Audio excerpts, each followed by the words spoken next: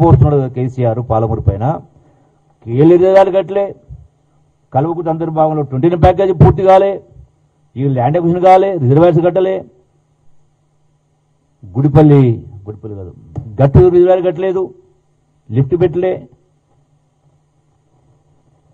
మరి తుమ్మిల లిఫ్ట్కి సంబంధించి కూడా ఇప్పటిదాకా కూడా రిజర్వాయర్ కట్టే కార్యక్రమం చేయలే. అందుకని ఒకటే చెప్తా ఉన్నాం, ఇవన్నీ కూడా ఈ ప్రభుత్వం దద్దమ్మ ప్రభుత్వం, ఈ ప్రభుత్వం కాదు. తెలంగాణ రాష్ట్రం కోసం వందలాది మంది బిడ్డలు ప్రాణత్యాగం చేసిన తర్వాత దద్దమ్మ పరిపాలన చేసి, బాధ్యతారహిత పరిపాలన చేసి, రాష్ట్రాన్ని అప్పుల కుప్పగా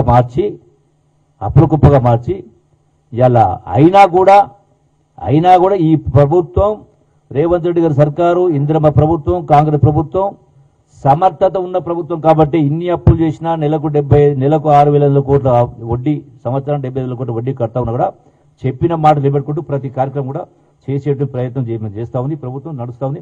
ఇంకా కేవలం 2 సంవత్సరాలు అయింది, ఇంకా చేసే చాలా ఉంది. ఇలా యూరియా గురించి మాట్లాడతాడు.